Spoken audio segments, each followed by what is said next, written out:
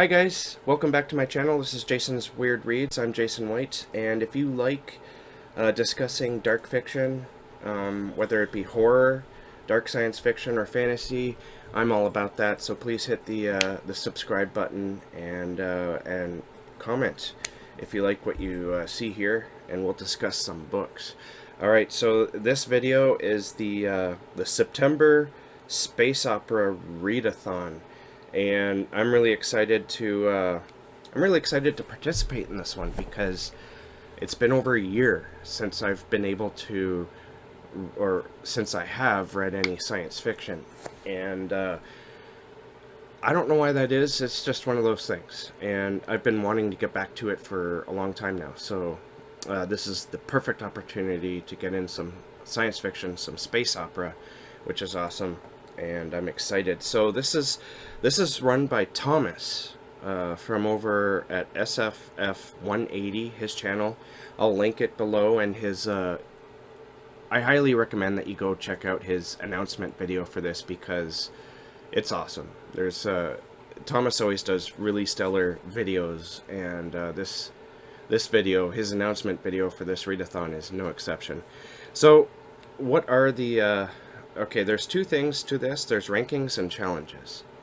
And the rankings go from... The rankings are basically very easy.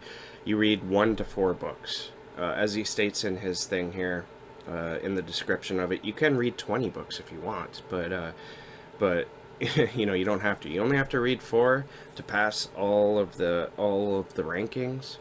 And I've decided that I'm going to read 4. This is my to be read video, and I guess I should have mentioned that at the beginning. But yeah, these are the 4 books that I'm going to read. So what do you get with the rankings? Well, if you finish 1 book, you're a space cadet. Everyone knows I'm already a space cadet.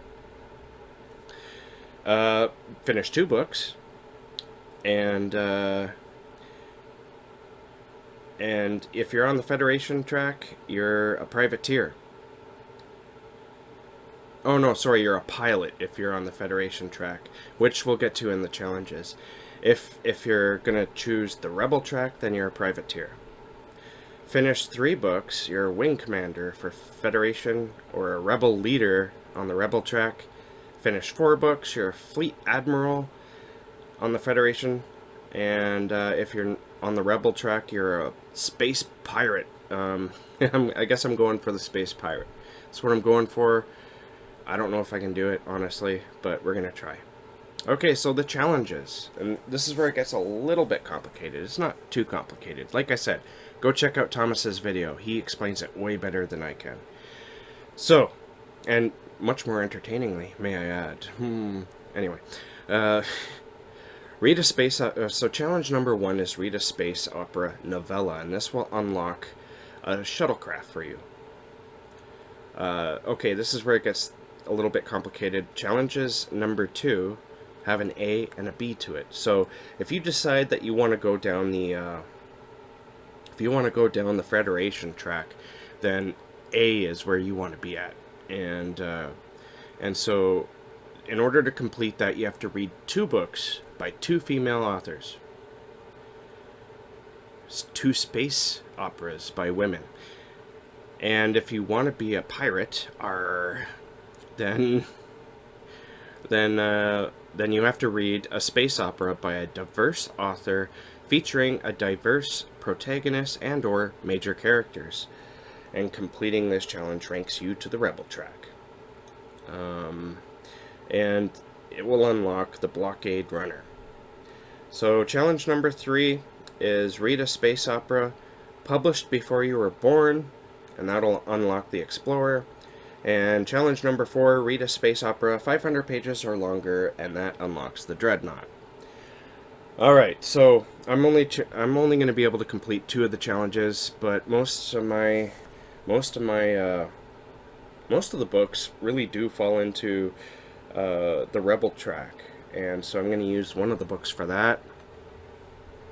And okay, so in regards to the challenges, the first book I'm going to read is for the novella, unlocking the the shuttlecraft. I'm going to read Binti by, what's her name? Hang on here. By Nnedi Okorafor. I hope I didn't butcher that. And this sounds like a really cool space opera because it has people of African customs and descent and tribes, all those type of culture, that type of culture mixed into a science fiction space opera. It just sounds awesome to me. I don't really know too much about the tribes that are in this book, but the basic premise is Binti. Actually, I'll just read the synopsis. It's probably easier. Her name is Binti, and she is the first of the Himba. Sorry, it's the Himba people to ever be offered a place at University, the finest institution of higher learning in the galaxy. But to accept the offer will mean giving up her place in her family to travel between the stars among strangers who do not share her ways or respect her customs. Knowledge comes at a cost, one that Binti is willing to pay. The world she seeks to enter has long warred with the Meduse. I hope that's how you pronounce that. Which is an alien race that has become the stuff of nightmares, which is right up my alley. University has wronged the Meduse, and Binti's stellar travel will bring her within their deadly reach. If Binti hopes to survive the legacy of war, not of her making, she will need both the gifts of her people and the wisdom enshrined within the university itself. But first, she has to make it there, alive. That sounds awesome to me. Okay, the second book, which will complete the second challenge, and that's B. Although this one could easily fit B, but I put it into the novella. And that is The Outside. And I am going to be reading this with Rachel from Shades of Orange and Scott from Book Invasion. So we're buddy reading this, which is really exciting. Now this book is it's by an autistic author, Ada Hoffmann. She's autistic, and her protagonist is also autistic. And here is the synopsis for that. Autistic scientist Yassira Sheen has developed a radical new energy drive on board the Pride of Jai that could change the future of humanity, but when she activates it, reality warps, destroying the space station and everyone left inside. The gods declare her work heretical, and Yassira is abducted by their agents. Instead of simply executing her, they offer mercy if she'll help them hunt down a bigger target, her mysterious vanished mentor. With her homeworld's fate in the balance, Yassira must choose who to trust, the gods and their ruthless post-human angels, or the rebel scientist whose unorthodox mathematics could turn her world literally inside out. So this book is very Lovecraftian from my understanding, and again, right up my alley. I can't wait to get into this one. It sounds awesome. Alright, so skipping the rest of the challenges, book number 3 is a book that I think that Rachel from Shades of Orange has also talked about, and I've seen some other people talking about this series, and it's The Wrong Stars by Tim Pratt. This is a book that's been compared to The Expanse a lot, and I'm all about The Expanse. I love The Expanse. It's been compared to something else too, but I can't remember what series that is. And this is the synopsis for it. The shady crew of the White Raven run freight and salvage at the fringes of our solar system. They discover the wreck of a centuries-old exploration vessel floating light years away from its intended destination. When they revive its sole occupant, she wakes from cryosleep with excited news of first alien contact. The crew break it to her that in the many years that she's been in stasis, humanity has already met and made an alliance with an alien race. But she reveals that these are very different extraterrestrials, and the gifts that they've bestowed upon her could kill all of humanity or take the human race out to the most distant stars. So this is a series. I think there's the third book of this series is coming out in September or October, I'm not sure. But yeah, I can't wait to read this. So I'm looking forward to that. The Wrong Stars by Tim Pratt. And finally, my fourth book is one that has been getting a lot of love.